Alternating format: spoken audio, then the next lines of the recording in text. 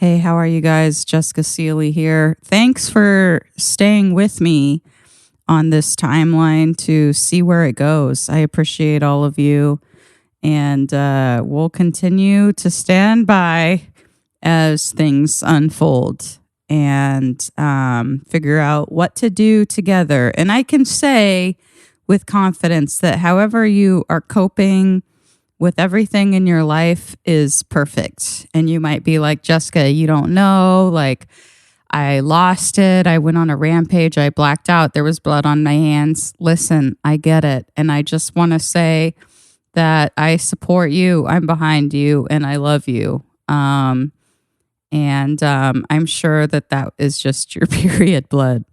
Don't worry. Okay. Let's see. It's been a while since I recorded. A lot's happened. A lot continues to happen.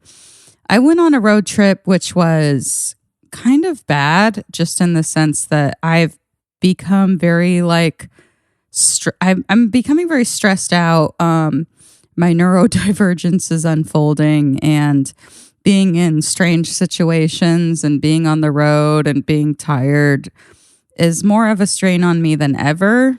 But I came back feeling so good that I did it and saw so many people and saw so many different things. So I don't know what to say. Sometimes pushing through is the way to go. Sometimes not. Who knows? I cried on the way to an open mic recently, which I actually think is an improvement from crying on the way home from an open mic, because crying on the way there, it doesn't really have to do with me, it just has to do more with crying after an open mic is more about me and my performance. But after the open mic, I tend to just feel a little bit connected and better because I'm just around people. I've become so lonely, and it's crazy because I'm around people a lot and I'm around my partner a lot. I'm so needy with him. But it's just sort of like this deep loneliness that I kind of think it has a lot to do with like mass extinction and just like the severing of bonds. And I think that it's also just like there's not as many like animals. So I've been trying to just like connect as much as possible with everything everywhere. Like I'm out here just like saying hello to trees, to every single one. I'm like, if you feel lonely, say hi to every plant and see how it's doing. And that seems to be helping me. I almost think it's like there used to be like so many bugs in the air that you couldn't be as lonely because you were just too busy being annoyed by how many bugs there were. I don't know. I was a lonely child. I watched a lot of TV. We moved a lot. Anyway, let me know if you've been feeling this loneliness. One of the ways that I've been trying to connect to people is I've started writing letters. And the reason for this is that I am playing this game called Tales of the Shire. And it's not a very good game. I mean, I love it, but it's very glitchy and kind of weird. But I think it's pretty cute because you're a hobbit and you get points for writing letters, gardening, and having people over for dinner. And I have nowhere kind of else to go in the game, but I've kind of like gamified my own life in that way, where I've been just like trying to cook for people, trying to bring them things, trying to write letters. By the way, I really recommend writing a letter. You go to the post office, you get some cute stamps, write some letters. I mean, how delightful is that for people to get in the mail? And letter writing used to be such a thing. We talk on the phone, we text, but there's something about writing a letter. Sometimes you can get a little bit more deeper into yourself and kind of start perhaps deeper conversation. And if you're listening to this and you're like, I want a letter, I'll literally write you a letter. You can email sometimelinepod@gmail.com and give me your address and I'll send you a letter. If you want to write me a letter, you can email it to me, or I think I have a P.O. box Or if you know me, I'll just give you my actual address. But yeah, it just feels kind of good to write some letters and like cook little things for your neighbors. And I ordered some seeds to start gardening, but I don't have a yard, so I'm gonna try my hand at just like some kind of guerrilla gardening. We'll see what happens. I definitely want to start planting my own herbs. Anyway, what else? I did watch this YouTube video that everyone's talking about in comedy. I think it's called like Elephant Graveyard or something like that, but it's about Joe Rogan and like what has happened to comedy, like what the state of comedy now. And it's a bit of a dramatic kind of conspiratorial, like internet voicey guy in terms of like YouTube video. But there were a lot of things that were really good about it. But it was super depressing. And I think part of the reason I was crying on that way to the open mic, just because I'm just experiencing so much grief in terms of like how disappointed I am in the way some things are going right now compared to the way that I thought that they were going.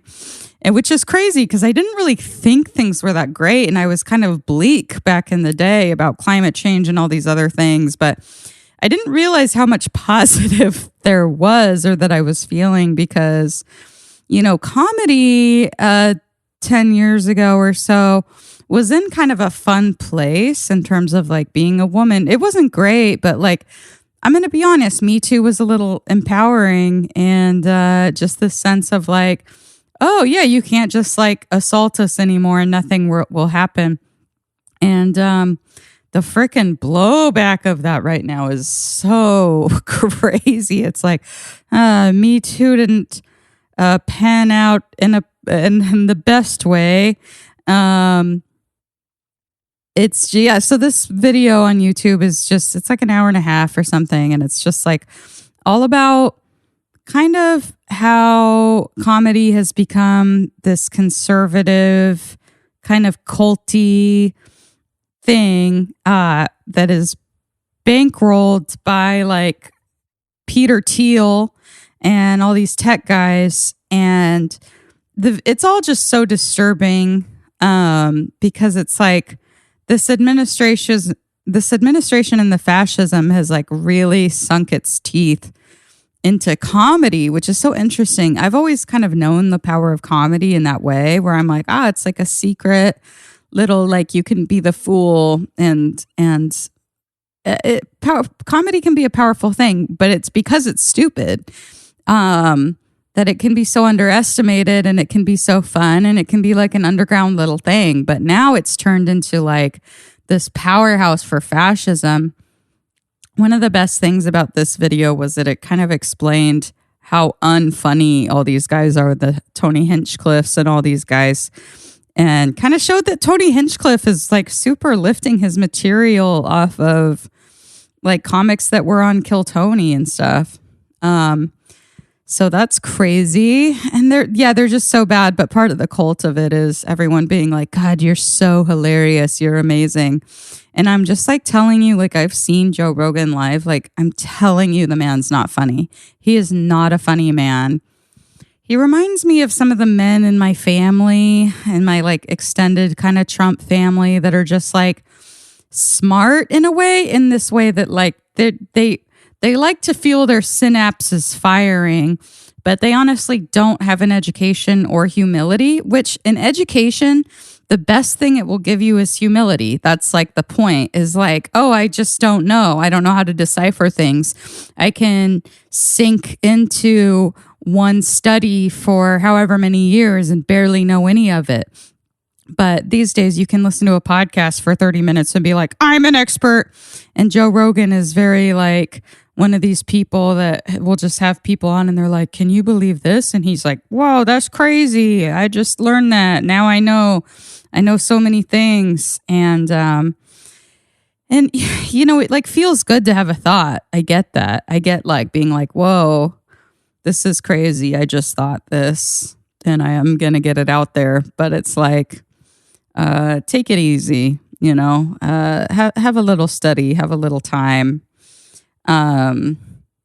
So there's that. And I don't think I generally need to keep going about this video, this eloquent. If you haven't watched it, that's okay. You don't need to watch it. Maybe you're not like so into comedy, and that's good. But it is kind of interesting, I guess. But he kept saying like, oh, all these people with double digit IQs. And then I was like, wait, do I have a double digit IQ? So I went ahead and took an IQ test, and I don't have a double digit IQ, but I will say it is very close. It's about as close as you can get. But of course, I don't really believe in IQ. I think it's a kind of racist tool. There's a book about it called The Mismeasure of Man that I didn't read, but it is on my bookshelf. Right now, I'm reading I'm Laughing Because I'm Crying. No, I'm crying. Yeah. I'm Laughing Because I'm Crying by Young Me Mayer. And she is so funny. Like, this book is so good. I recommend it so highly. I've never seen her comedy, but I have seen her online. And I followed her. You know, when you follow someone off a tweet, it's just like, God, the writing is there. And the tweet was, white culture is like Munchausen's syndrome by proxy, but for dogs. And I thought that was so funny because it's so true.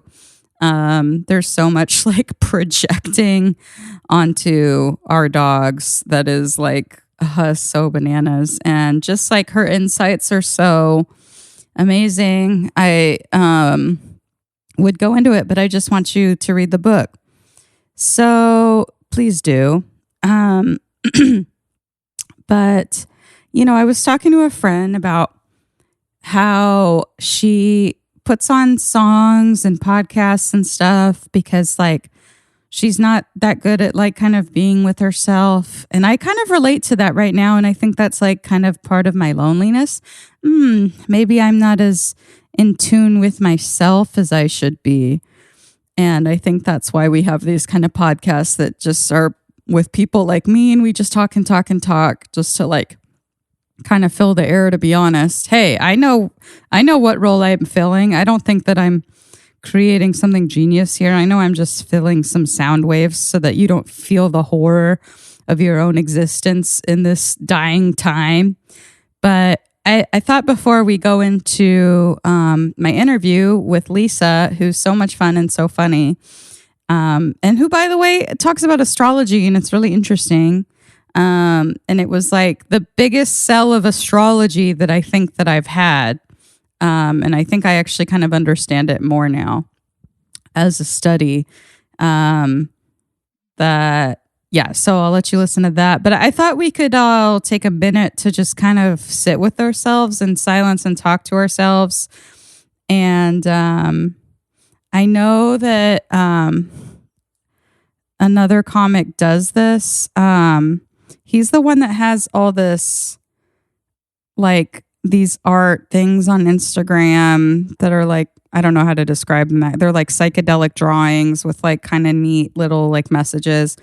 Raman Nazar, and he, on his podcast, he always does with his guests like 10 seconds of silence. So I just wanted to shout him out because I'm a little bit copying him for this episode, but also because I really want you to have a minute with yourself without my voice. So we'll just take a little time, and in this time, just talk to yourself a little bit and see how you're doing, and just let the sounds of the rooms and the temperature of the air and the sights and the light just kind of whatever, notice it. Okay, go ahead.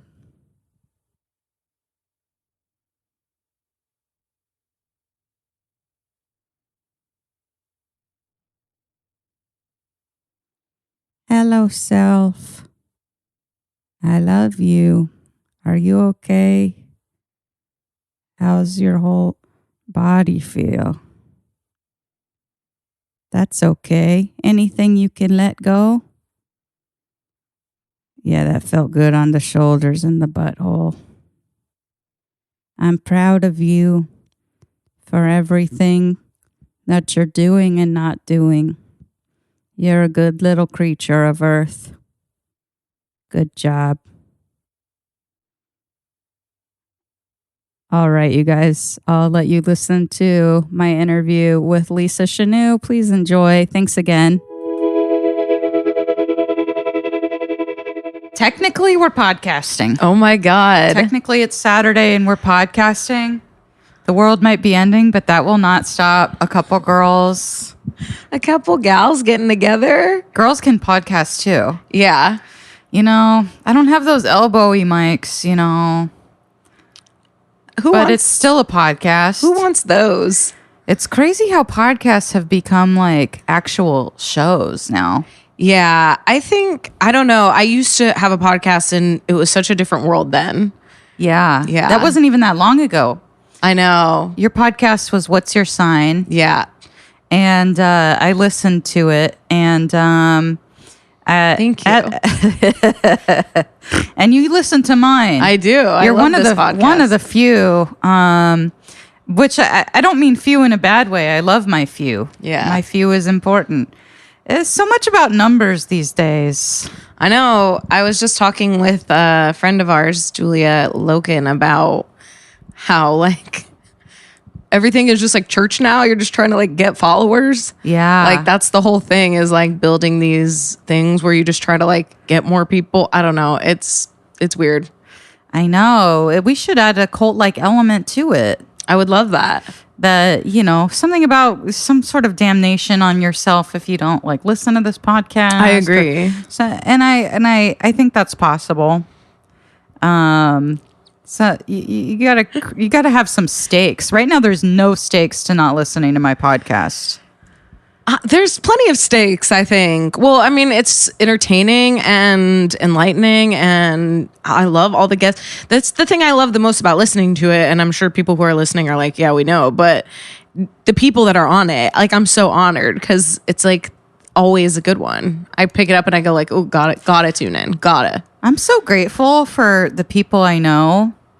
I feel like I know great people. And everybody loves you. What? Every time I bring up your name, somebody goes, I love her. She's so funny. Not what my brain tells me. Well, that's the truth, though. That's what people are saying about you behind your back. So that means like it's really, really the truth. Dang, that's crazy. Does anyone hate me? Not that I know of. I would. Though I don't know if they'd tell me. Can I tell you that I always kind of love it when people don't like me a little bit. I'm the same way. It makes me feel real. Like a real girl. I have a thing right now. Well, I'm obsessed with baseball, and I have a thing right now about the thing I really want to feel, which I know this will probably never happen for me, or I also hope it doesn't. When there's like a player that everybody hates and they come out and everybody boos them, I like want to be that person so badly. Like I don't know what sickness that is. I don't know why, but it's like the power you have over these people. Like, it just feels like something I really want to experience once. I don't know that I want to be that person or like have that happen to me regularly, but it is just like a thing that's so attractive to me right now. But it has to be in person. It has to be like a boo. It can't be an online comment. Oh, session. all the online comments are already there. Yeah, but that's not the hate that fuels your power. Not at all. And I think it's just that feeling of an entire room like making a noise together for you. And I know that it's the same when they're cheering for you, but it feels different. I don't know. I was going to say, I wonder if like Trump and like the Elons feel that way, but I don't think they do. I don't think they I think they want everyone to cheer. I think they'll chop off your head if you boo them. I think most people who get booed want to be cheered. You know what I mean? Like, I think even like the baseball players or whatever, they're like, they want to be stars. They want to win. They want to go to like the highest heights of greatness. But you want to be booed. I don't know. I just want to make that impact. I don't know what it is. I want to feel it. I don't want it all the time. I don't want people to think of me that way, but I want to feel what that feels like. I've definitely been disliked, and I'm always kind of curious about people that dislike me and why, because I feel like it's information for me about because I can't see myself, you know? Other people can see me. I can't really, I spend the most time, I don't have any outside perspective on myself. So I'm always kind of interested because I'm always like, what's wrong with me? What's wrong with me? What's wrong with me? And then I feel like if someone else comes up and they're like, I know what's wrong with you, then I'm like, you're my hero. Wow. Wow. If somebody thought they knew what was wrong with me, well, men on the internet, I get so upset. I guess my perspective is like, you probably don't know what's wrong with me. I've thought a lot about it, but I'll give you a shot, you know? That's big. That's big of you. Well, you know, I think that comes from I wasn't I wasn't liked a lot as a child. And I was the weird kid, and I was like moving around a lot. Thus my excellent sense of humor that I've developed. But I have so much experience not being liked by like the interpersonal, the like people Yeah. in school and that kind of people. not being a popular, you know, and you know, maybe I had clothes that didn't fit. Maybe I think I genuinely probably acted weird because I didn't like really have friends, and my mom always put my lunch. Marin talks about in his new special about how his mom did his lunch, and that she crumpled the top, and that put the sandwich in like a tin foil that just made the jelly and peanut butter get all over, and it was all messed up. And my mom put like applesauce, pudding, yogurt, like all these containers, and then these kids were like, wow, like, I'm sorry you can't eat anything that you don't need a spoon for. You can't have solids. Well, if it makes you feel any better, which dentures. I don't know, little kid with dentures. I don't know if this will make you feel any better, but I grew up, my mom owned a restaurant, and so I got a lot of like pizza, and every kid was like, oh my God, you get pizza every day. That's awesome. And it was like the worst thing to me. Like, just because it's all the time. And I know people are like going to be mad because they love pizza or whatever. But even to this day, I'm still just like, it's just not really my thing. Just because if you eat it every day, you just don't like it anymore. You just get sick of it. And my mom also like made me stuff. So I'm sure she's going to listen. So I'm not like saying that she didn't care or try, but a lot of the time it was like leftover stuff. Yeah. And even if it's like the most attractive food, you still just end up going like, what my mom made me. Right. I think that's partly why I don't want to be a mom, is I don't want anyone to ever be like, oh, my mom's traumatizing me with her lunch. With her love. Yeah. This isn't the right lunch. Well, I mean, I think that's part of it. Is that really why you don't want to be a parent? No, I actually do, but I'm not going to, I don't think. I don't think I will either. And I also kind of want to. I feel like this is something that not a lot of women talk about, is like just choosing not to despite wanting to. For me, the thing is like, I don't want to have to do it the hardest way. Yeah. And right now, the way I live could not be harder. Yeah. Also, living in a society that's like, we are willing to throw any child under the bus unless it's unborn. I have to turn off my robot. I think he's acting up. All right, fair. But it might get hot. It's okay. But I want Seth to get mad at me. I'm not wearing much. Am I right, Seth? Okay. Leave that in. Shout out to our producer, Seth. I turned off my giant air conditioner for you. It's 97 degrees outside. It's humid. Yeah. We Light showers this morning. Just spit. Yeah. You know? Yeah. Spit from the heavens. It's like God got hungover but can't throw up yet. Exactly like He's that. Just retching on us. Exactly like that. And still a heat warning. Still wild. Yeah. I went to this coffee shop this morning and they were like, oh, I'm so glad it's raining. I'm so sick of the heat. I'm like, what? It's hot 3 and days. raining. Yeah. It's it's weird how humid times have gotten here in LA. I mean, everything I think is still tied to fires and environmental disaster stuff. We can go all we want about things getting back to normal or whatever, but like all that stuff, it creates heat, it burns, it like changes the atmosphere.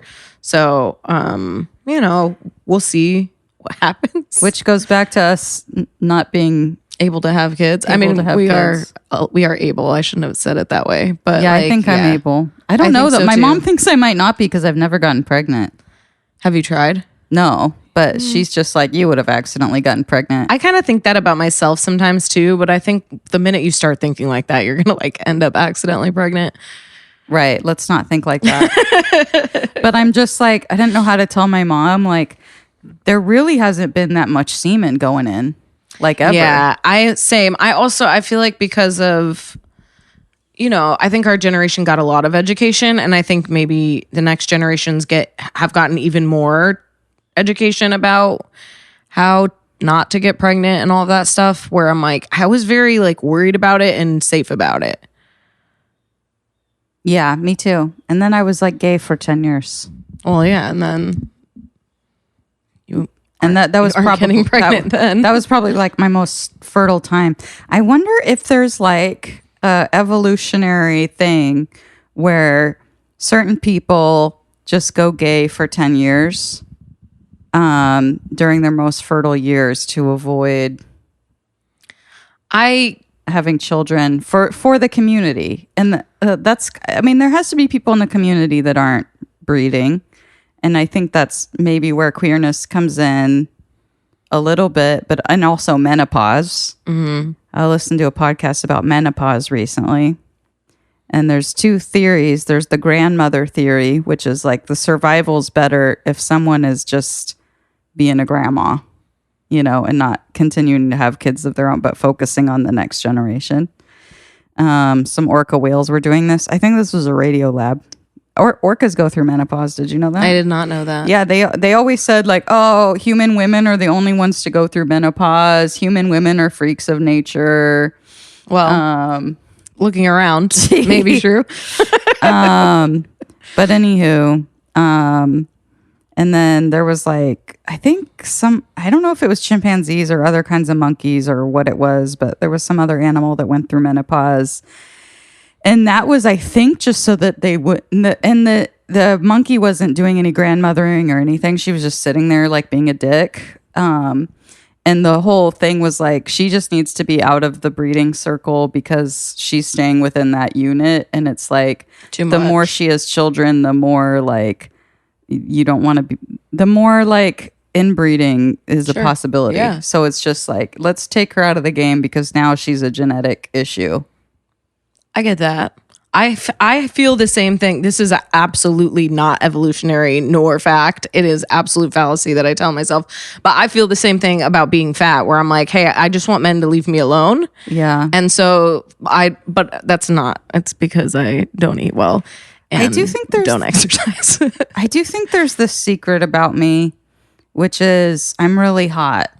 Well, that's true. And I do keep it very on the down low as much as possible. And I've been doing this for much, much long. And it's been a really minimal makeup, a really minimal dress good, and a lot of like get kind of fat and a lot of like hairy, smelly kind of things going on. And is that to deter I think so. male attention? I think so. Because I was walking down the street one night and I was feeling beautiful. Like I had a black maxi dress on and the moon, it was like a full moon and it was like shining on me. And I like put my arms up. I think I talked about this I either talked to Steve about this privately or we talked about it in my podcast with him. So you tell me. I don't recall it. Okay, good, because you actually listen. I'm like, I don't want to just be repeating myself. But anyway, I was feeling good in my black maxi dress. Moon is shining down on me. And I put my arms up in the air, like in the night, like just like really feeling like fully alive. And then this guy went, yeah, baby.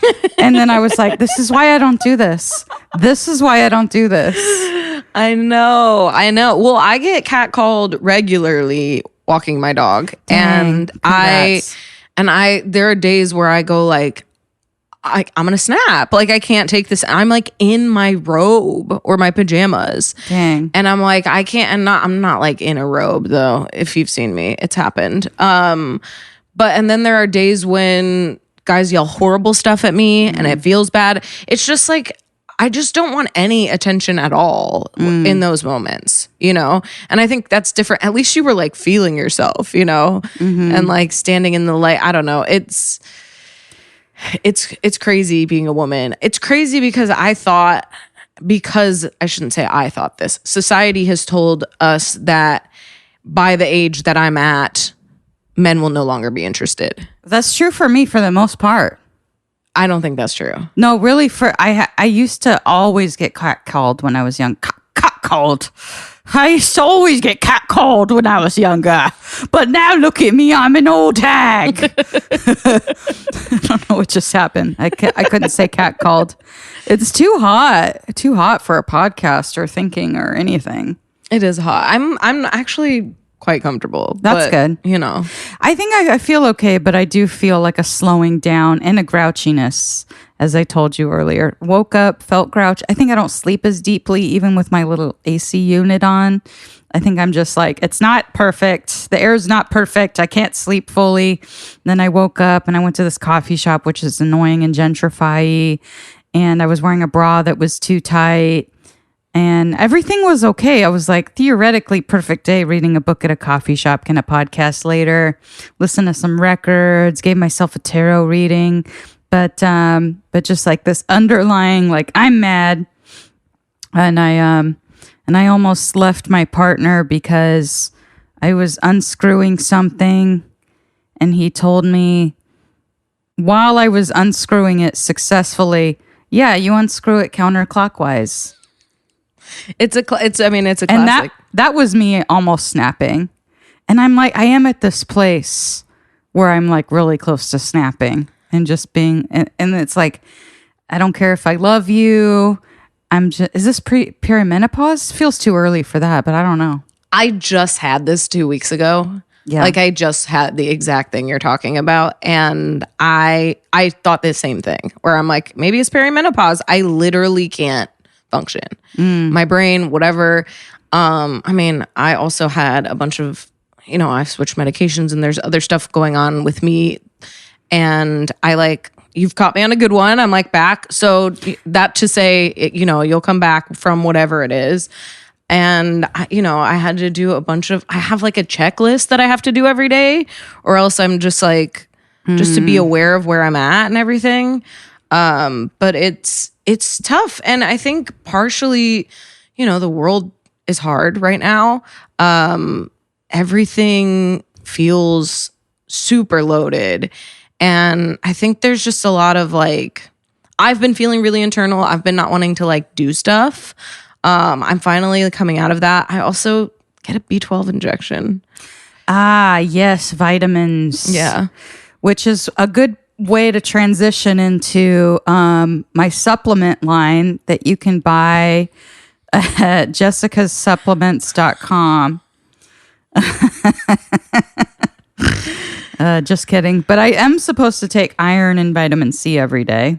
Supposed to take those together. I don't take them. I have a problem with vitamins. I don't like to take them. Wait, how do you get an injection? Does your insurance cover that?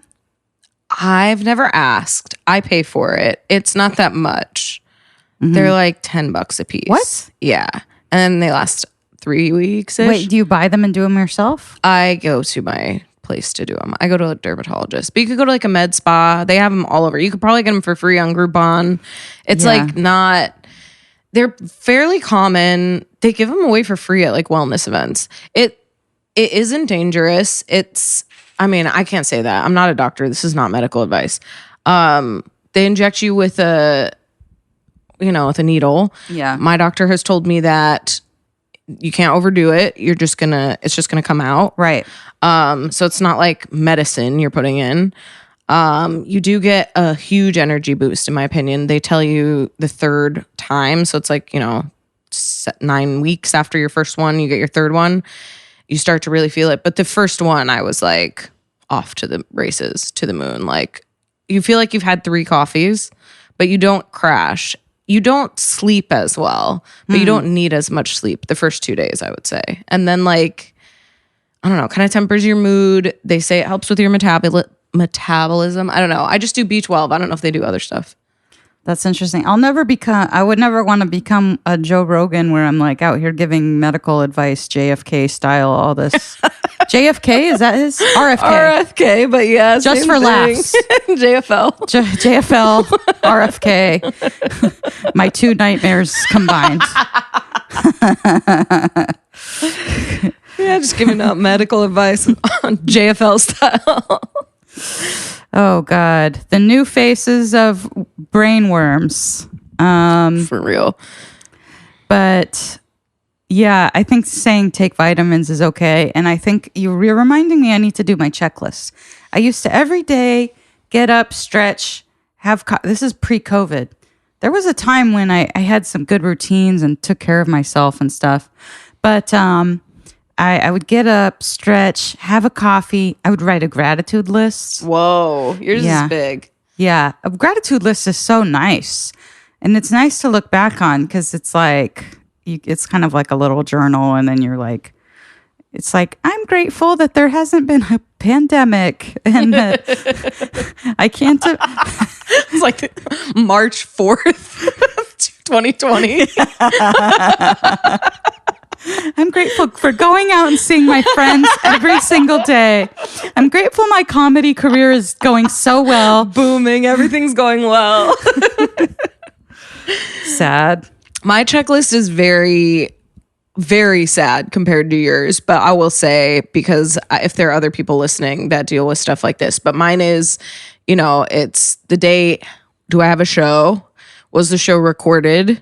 Do I want the tape? And then notes about the tape or about the show. A lot of times it's like, oh, this producer touched my back.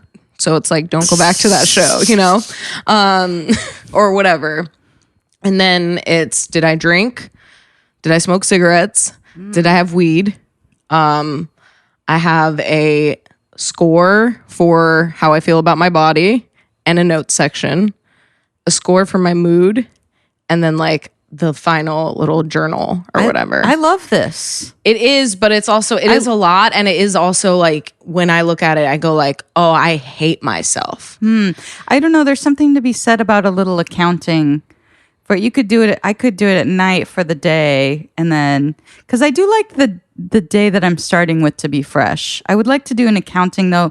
I was journaling after sets for a little bit, just about how I felt. And I like doing that. Just like how I felt about my set. But I like this accounting. I like being able to look back at the data of how you're feeling about yourself, your body, all this stuff. And, I find that for my mental health and to feel comfortable and not anxious, I need to do a lot of scanning. Like when I walk into a place, a lot of scanning, a lot of accounting. That feels like similar to me. Of just let me organize a little bit. I also think having a number where you go like, oh the day after I get B12 injection is an 8 for my mood, and that's like a perfect score for me, even though it's out of 10. Like that's as high as it ever gets. Yeah. So I'm like, oh, okay, that's good. Keep doing that or whatever. But I also go like, there's something you can look at and go, oh, my body score was a 2. I wrote like, I hate myself. And then I look and it's like, there's a tape of me on stage. Let's look at it. Yeah. On an 8 day, and go, okay, you're not that different today. It's okay. Like, let's retrain ourselves not to get to a 2 or whatever else. But it doesn't work all the time. You have the information, but that doesn't mean that your brain corrects itself. I think the best way to get to an 8 or a 10 in terms of feeling good about our body is I do think there has to be like a situation where we all like move away from society and men. Yeah. And like even just like a week or something. Like I need a freaking break. It's too hard to feel positive about your body right now. It's too much I feel like with the rise of fascism too, it gets like the pressure to be skinny gets way more and more. It's so interesting how deeply that's gotten into us. Like it's got its freaking fangs in there, and I don't think I'm going to get them out. I just really don't. I don't either. I mean, if you look at comments on my videos, you'll see that people are reminding me constantly that I do not look up to standard. And so the ways that I feel like I can truly get away from that, I swim laps, and that's the time I feel most powerful during the day. It's the thing. Obviously, you can't have your phone. That helps. There's a limited sense of, smell, taste. Like you're pretty isolated from a lot of things. So it does help, and you're moving. And you're strong and powerful in the water. You're lightweight. You can go fast. So that helps. I do yoga, and then yoga, it's up and down. Sometimes I am like, I nailed that. It's crazy that I can do all of this. And sometimes I'm like, fuck, I can barely do a vinyasa. Yeah, it's interesting. I do go to a supermodel yoga studio pretty much because it's the closest to me. I want to go. It's just like, and most of the time it doesn't affect me, but sometimes I'm just like, I am definitely the odd person out in this room where everyone is like a freaking model. Do you know what annoyed me? I was scrolling and I saw this real estate guy, and he was like, 10 things you need to know about LA from someone who sells real estate in LA. Then he was like, number 1, you might feel uncomfortable if you aren't attractive, because this is like a place where there are a lot of attractive people. And I'm just like willing to say that's a truth about like the culture in LA. And I just freaking hate it when people say shit like that. I agree. I agree that I hate it. That guy. And the reason partly is because I'm like, this guy feels like he's one of the hot people. And he's like, he thinks he is. Yeah. Just so you know, you might not feel comfortable around us. I also am like, I've had family visit recently and stuff, and they're like, is this a young person's town? And I'm like, well, yeah, but also, I mean, there are plenty of normal people that live here. There are plenty of people that are teachers, that are doctors, that are nurses, whatever other, I'm like, normal jobs are. But I just, there's tons of, I ride the bus. Like, you see regular people. It's not just Hollywood or whatever. I would love to go to your yoga studio. I don't wear contacts during class. And so I have a very singular experience when I'm doing yoga because I like can't see at all. And sometimes I'm doing fully wrong stuff. And then a teacher will come over to me and be like, hey, that's absolutely not what we're, keep doing your thing, but that's absolutely not what we're doing. And I'm like, dope. I do different stuff all the time. I wonder if it annoys the teacher. But sometimes you're like, oh, what would feel like really amazing right now is I need to stretch this, or like, then you do a different thing. You're like, I love this. That's what yoga is. That's what you're supposed to do. I also, sometimes I'm just like, I'm not fucking doing that. Best of luck. Extra push-ups. I will miss that. Yeah, same. I haven't been in a little bit. I think I need to cancel because I can't really afford it because I'm not really trying to work very much. I'm having a problem working. It depends. Well, they put me, I've been doing a little bit of brunch stuff, and it's not even that it's that hard or bad, but I'm just like, the energy of brunch, I don't want to be around right now. That's fair. That's totally valid. I do feel like I want people to have a good time. I want everyone to enjoy themselves as much as possible in these dark times, but I don't think it's appropriate to do brunch right now. I don't think you can have a birthday. I don't think you can have a birthday. Do a picnic or a dinner. Okay. But not a brunch. Because I don't, you can't be having like a waffle Benedict in these times. I'm with you. I just don't want to put too many flavors in your drink right now. I hear you. You got to have a little, this isn't a celebration latte time. This is just a straight latte time. Nothing's better than just a good latte.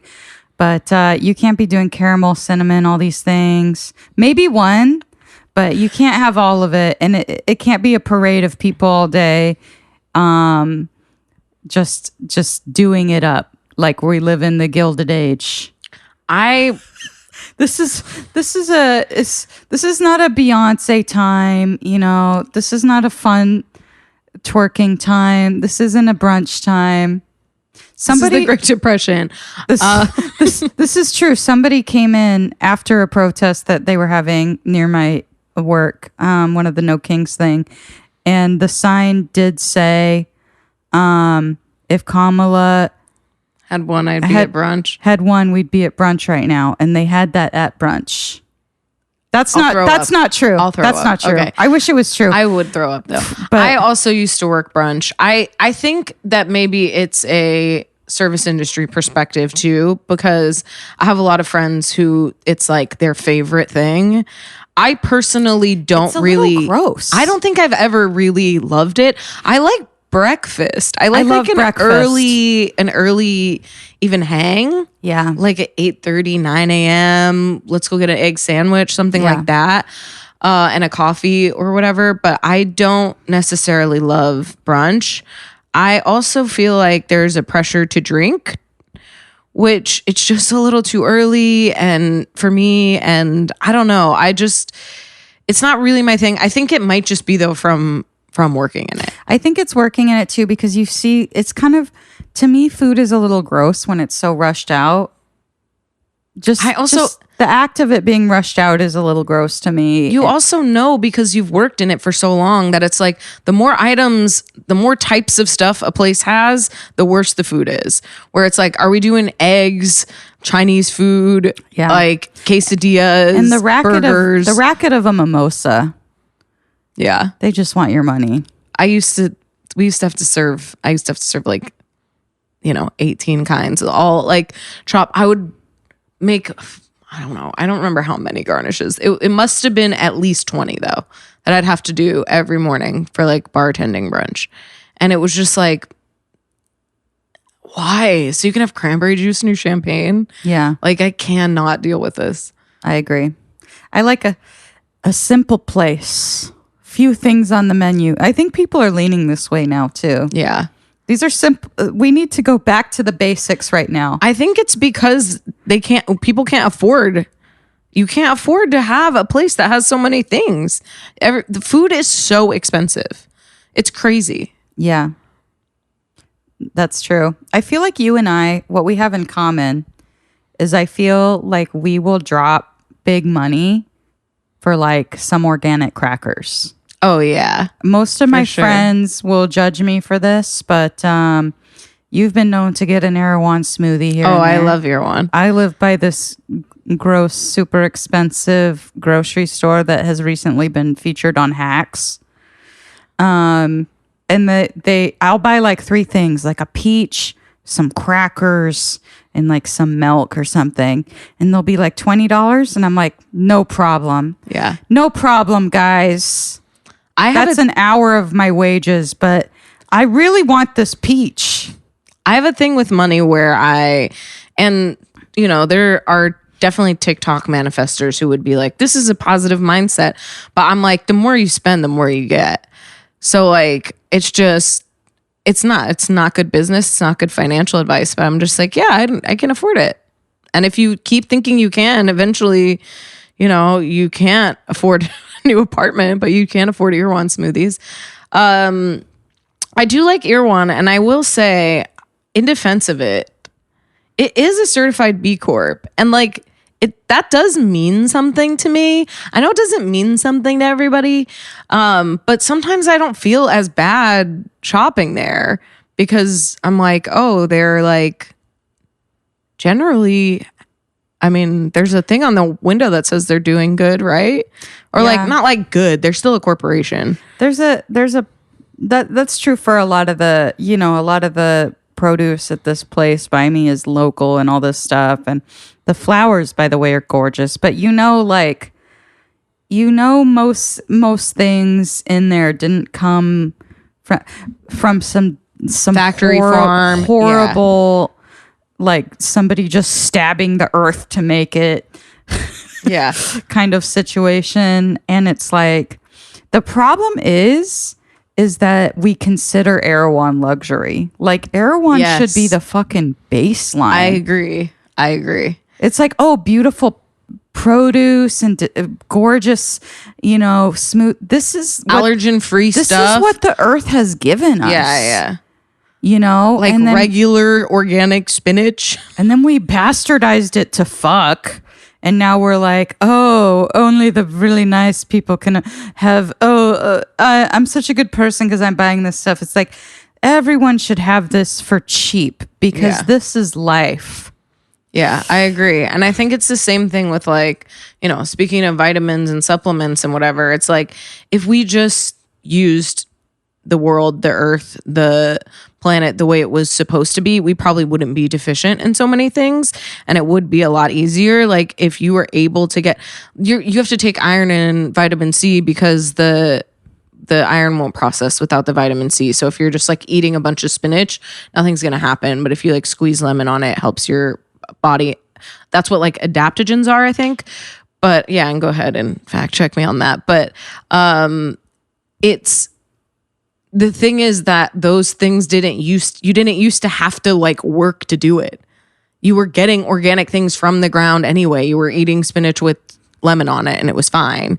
But it's like, it becomes a thing where, whatever thing doesn't grow or it's too expensive to get from Mexico or Guatemala or wherever they ship it from. And then, so it's not getting put in your food, and then we don't have this, and then we're using fertilizers and pesticides and all this stuff. It's like we've complicated it to a point where now we're having to like take supplements and change the way we use our own bodies. I don't know if this is going anywhere. No, it's what irritates me about like RFK Jr. and this whole kind of like anti-vax, like whole organic foods movement, yoga, all this stuff, which I do like to partake in. And I'm like, RFK Jr. is not wrong about some of this stuff. Like some of these things shouldn't be in our food. But what's so irritating about this is, and Naomi Klein talks about it a lot in her book, Doppelganger. So this isn't like a thought that's just coming from my head. None of my thoughts really come from my head when you really think about it. They're from somewhere else. But that it's just like so like, and one example of it is like how people come to my yoga, and this is one of the reasons I want to cancel my yoga studio. People come to my yoga studio fucking sick all the time. Ugh. I hear them sniffling and coughing, but they're like hot and thin and probably eating organic and they're rich. But it is just that kind of thing in COVID of like people who wouldn't wear a mask or whatever, of like, I'm healthy, I'm strong. If you're not, if you can't afford these foods, then it's not your problem. You're going to die. That's not my problem. I get you sick. That's not my problem. Like, and it's very creepy, very ableist, very like eugenicist, kind of very classist, all of it. And it's like, it's like this health movement is such a bummer because we're not like caring about like poor people, like the lack of access, and like, I saw one of these guys that I think he was featured on John Oliver just did a show about RFK Jr., JFL Jr. It's like, it's one of the guys, and I think his sister or something, they're called their name starts with an M. It's like the Malls or the Maves or my memory is so bad. But anyway, he was doing he's a popular health guy involved in the Make America Healthy Again movement. And some lady called in because he was talking about Whole Foods and stuff. And some lady called in and was like, what are we going to do about food deserts? Like people that don't have access to like whole organic foods. And the guy got so pissed off and he's like, so what you're telling me is like, how can parents, like what he said it in such an angry way of like, well, let's let these parents poison their food then. And it's he was just like, so he's like, there's no excuse. Basically, you're a bad parent. That was what he took from it. Yeah. But I thought it was like a sincere question of like, how are you going to get these food to everybody? How are you going to make this work? that's a big problem. It's a big question too, and it's going to take a lot to answer it. And it's annoying that your fucking answer, it has nothing to do with strategy, making it a moral dilemma. Yeah. I also, the thing with me about the yoga, because I have, I've been going to this studio that I go to for a long time, and I love everybody that works there. I know not only the teachers, but like the people at the desk and stuff. We talk. I know about their lives. I would say we're friends, but I don't know if they would think of me that way. But they got a cold plunge recently, which I love, and I hate to, whatever, because you're gonna hear all this stuff and go like, looking back, she is Joe Rogan. But this is a podcast right now. We've finally brought cold plunges into some timeline. I do enjoy it. It is expensive. I don't do it often. It is something that you can. To me, it's like a quick fix if you can't go to like a class and you need to clear your brain. It's like 2 minutes and you're feeling different and better. But since then, I will say there's a lot of hot guys now, a lot of buff guys. And I recently saw my first Cybertruck at class. And this is like a studio where it says on the walls, like, this place is for everybody. There are like thems on the bathroom and locker room things. Like, if you can go in whatever room you want. This is not like a place where we're upholding any sort of, binary or patriarchal standard. The Cybertruck in the parking lot, I just go, you missed the point of yoga. Like, how are you here? How do you come to class all the time? I don't understand how we're doing the same thing every time. Yeah. Because I'm doing the class. What are you doing here? And not like, I don't mean to like shame people who have Cybertrucks or whatever. I just think like, how do you think you're an internal feeling like enlightened yogi? Like, you can think that you're cool and that your workout or whatever, but like, you think you're a yoga person? What if they think that the Cybertruck's just doing a down dog? They're like, I want my truck to be doing a perfect down dog, flat back. But yeah, no, yoga in general. I mean, there's a lot of problematic aspects of it, of course, to begin with. But the recent stripping of any spiritual message at all is crazy. And there's only one person at my studio that I deem at this point, well, not to judge the others, but I'm like, this is someone who's been on a spiritual path for a long time. And he protects that in the room because the lady came in and was like, oh, I'm going to like do like a plug for something after you guys are done with class. And I heard him say like, oh, I'd rather like not, because they'll have just be coming out of Shavasana. And I was like, God, he's the only one that will say that. Yeah. Everyone else just is like, fine if everything's jarring and like, okay, get on with your day. We had our little fitness moment. And I'm just like, God, everything's just turned so cynical, feels like. I love my studio. It is like, there's a silent rule in the studio. So there's great. And the only announcements they'll do is like how to put away your stuff or whatever. But they do encourage you to stay in the room and everything. They don't like kick you out. A lot of people stay long too. It's hot, so people like want to stay in there like a sauna or whatever.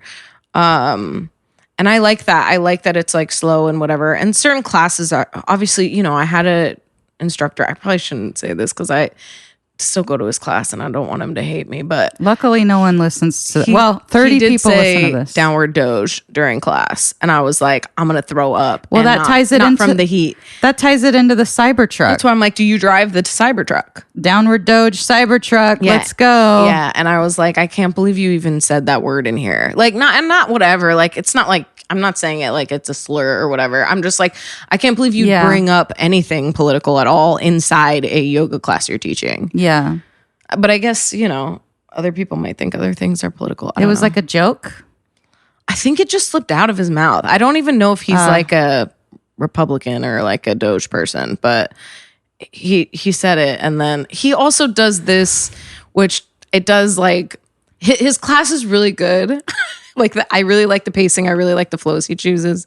But he does this like all right, crescent pose, badass, badass. And I'm like, whoa, stop it. Yeah, gross. What a bummer. Well, I wanted to, this, ties into some of our woo aspects of, this is called Some Timeline. And I felt that maybe you could offer some of your astrological knowledge to what the fuck is going on. You're into astrology, sure, yeah, and looking to the stars and in terms of what certain stars pulling us certain directions. Do you have any insight on that?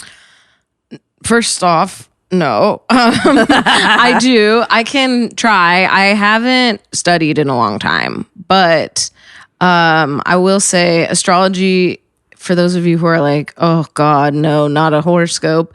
It's the study of the way the planets move from our perspective here on Earth. So it's not the same as, it's not heliocentric. It's about what it looks like from here. And so it's cycles of patterns that we notice. And I think, if you boil things down to the lowest common denominator, you go like, during spring, I get allergies or whatever. That's like a pattern that you notice every year. And so astrologers are kind of doing that with like our old calendars and maps, which are the sky. I'm sure I have like a chart on my phone that's what's happening right now. I don't look as much because, it is a little bit triggering, having have done it for so long. Yeah. But I know that we've just come out of a Mercury retrograde, and I know that this time can feel like a slow waking up for a lot of people. And so I think September is going to start moving a little bit quicker. In September, we have some eclipses coming up, which are shakeups. And those are times that you feel very intensely, good, bad. Sometimes you sleep too much, you're zapped. Sometimes you can't sleep at all. I also think a lot of this stuff is evolutionary, where you go like, if you've ever seen an eclipse, like the plants react, everything reacts. It's like, I can't imagine living through that in a time when you didn't know what it was and suddenly the sun goes out. And so I think there is some sort of like evolutionary thing where your body goes like, uh-oh, it's happening again. This is the best I've ever had any of this described to me. Well, I've studied it for a very long time. I've never understood astrology to be this. But yeah, I watched the solar eclipse last time it happened, and there was a cat outside with me, and it was just looking at the ground, tripping out. It was so because funny. it doesn't know it's coming. It didn't get the news or whatever. Yeah, so I think there is this like, this primal thing that we feel when the light that keeps us alive goes out or whatever. And so those things, I don't know if it's a solar coming up, but I know there's at least a lunar one coming up, and those ones tend to feel like shakeups. Those are a lot of the times where things get pressed, where somebody just says the thing. It's like they're breakups, they're quitting jobs, there are things like that just come up that go like, you get this feeling like, if I don't do this now, I never will. Fuck. And so no, not to put you there, because it's okay also to pass through it. None of the stars aren't like fucking with you. It's not the fates from Hercules, the animated film, like where they're like, it's not, they're not like here doing stuff on you or whatever. We're just observing patterns. But you get that feeling, and it's maybe a good time. Well, the reason I said, oh, fuck, partially is I did my own tarot before you came. And for my present card, I got an inverse hanged man. And an upright man. Which is bad. No, but nobody wants an upright man. But I read the description, and my interpretation of it is like, you're kind of becoming a psycho bitch because you can't make any decisions. It didn't say that, but that when I read my own tarot, I'm a little harsh, but I'm like, that is true. She's been in a limbo kind of way about her. Jessica Seeley for a minute. Eclipses are coming, and so those things might, shake you into something new. And it also can be, I got engaged on an eclipse. I'm not one of these, because you'll see a lot online where it's like, this is a like you have to, don't do this, don't manifest, don't do. And it's like, whoa, everybody relax, like shit happens. And was my engagement absolutely intense? Yes, it was. But that doesn't mean that my marriage is doomed to fail or whatever. And so I think that there are also things that happen where you go like, oh, my horrible boss quit, or, you know, whatever, like this other thing happened and now we're moving, or, you know, something like that. And so I think it's like keeping your schedule light during them, being kind to yourself, letting yourself do the things you want to do. And there have been a lot of shifts. I know like Uranus has recently shifted into Gemini. There's just a lot of stuff happening that's new. And so, and I think you can tell too, because like style is changing, people's clothes are changing and stuff. So it's like, these are marking of the passage of time or whatever. And it's the same thing with the stars. Like, yeah, we're saying like clothes change every, you know, Neptune period or whatever.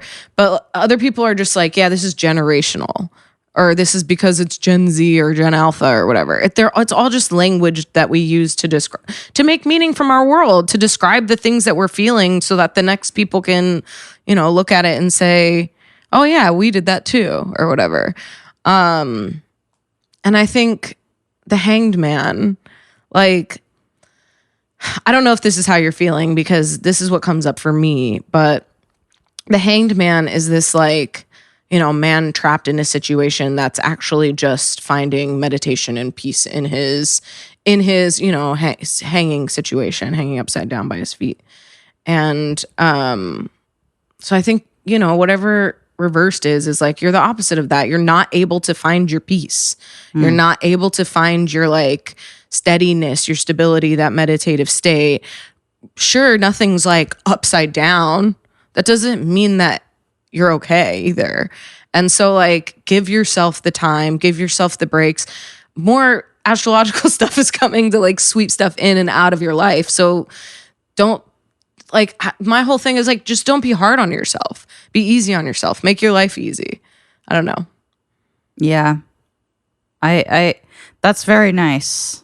That's all really, really interesting and nice. I do feel like I go so easy on myself. Sometimes nothing moves along. That's okay. That's kind of, yeah, it is. It is. It's all right. Level up one thing. That's like my other like life goal thing is whenever I'm like, oh, I'm going nowhere in comedy. I'm like, I have nothing. None of my videos are going viral. I literally go like, okay, make something else harder. Do something else harder. Switch, go to the harder yoga class. You swim laps, go scuba dive. Do the next hardest thing. Get the next, go deeper. Get the next advanced certification. Go with a bigger animal. Go with this. Like, run instead of walking, you know? And it's like, but you just have to do one thing. You don't have to do them all. Dang, you're smart. I don't know if I am. I think you're kind of smart. I don't know. You caught me on an upswing. These are this is the... I wanted to tell you a story that I probably have already told on this podcast. You tell me. But it's I was working for this celebrity. She's an older celebrity, and she was really difficult to work for. I only worked for her for a week. I loved her, but I was like, good God. But she was on the phone because she was doing a movie, and she was like, it was like, I could hear she was on speakerphone. The guy was like, so we need you to sign those paperworks. And she was like, oh, it is Mercury in retrograde. I don't sign anything during Mercury in retrograde. And the guy on the phone, I could hear be like, oh, okay. No problem. So how long is Mercury in retrograde? She was like, 2 more weeks. And he was like, okay. And I both was like, God, she sucks for doing this to this poor guy. And I was also like, she's kind of awesome in a way for being like, I don't give a fuck. I will not sign anything. Yeah, you have talked about her before. I don't know if you told that exact story, but I also think I've started jobs during Mercury retrograde. You're just going to have to do it again, whatever it is. So it's like, if you have to sign stuff, that is a very, very rich person problem kind of thing. Totally. Where you get to go like, nah, someone else can figure that out. You can get fired for this. Yeah. And also, there are, I think, was it JFK? Now I'm like, we're back to JFK. No, Reagan maybe had an astrologer. I think it's Reagan. California. there are people that where you're like, you do this, and they follow it religiously, and they have worked. Is Reagan's Teflon, right? The one that the Teflon president? I don't know. Yeah, whoever it is, they like used void moons to announce negative stuff. It's all like come out now. She wrote a book. But there are people that use this stuff where you go like JP Morgan Chase, they use astrology. Where it's like, yeah, people tell you that this is stupid women stuff, but they're using it for their billion-dollar businesses. And so I think if you have the ability to like track cycles and do these things to make your life better, you should. I don't think it's religious the way people think it is. I don't think it's like, I think it's just a tool, just like anything else. If you have that much money on the line, why wouldn't you consult it? Why wouldn't you consult every single thing that you can? And so for that woman, like, great stuff. I also think if you have to sign something during Mercury retrograde, live your fucking life. No one's going to kill you over it. Yeah. Well, thank you for doing so much astrology work right now, even though you're retired. To, like, check in my thing. I'm like, I think I have. I don't know. I don't remember anything. Even though you're retired from What's Your Sign, I know that your fans will enjoy having a little bit of a callback to that. But I just wanted to say your comedy has been so fun, and you're killing it. You're killing it. And I'm happy to have you on. Is there anything you wanted to plug on some timeline? Anything at all? Gosh, when will this come out? God only knows. I'll be probably 2 weeks. Okay. You might catch me. I'll be in Tokyo August 29th. 7:30 and 9:30, I think. Tokyo Comedy Bar. When I looked at the what do you call it? The statistics for this podcast, there's some people that listen in Japan. Only like 3, but all you three could of them go. could come. Yes, Japan. So Tokyo, I'll be there the 29th and then of August, and then September 4th, I'll be in Osaka at Roar Comedy. Those are the 2 things that I like have coming up internationally, and then I will be here in LA and the surrounding area in most of September. New York, November 9th at 9:00 at Radagast Beer Garden with Chatterbox Comedy Night at New York Comedy Festival. Fun. So that'll be really fun. Please buy tickets to that. That I think will sell out. So please buy your tickets early for that. And that's like pretty much all. I mean, you can stream me on Veeps if you want to catch some of my comedy. It's also all on my Instagram. So, up to you how you want to stream me. Lisa Chanoux, everybody. That's me. Thanks. There she is.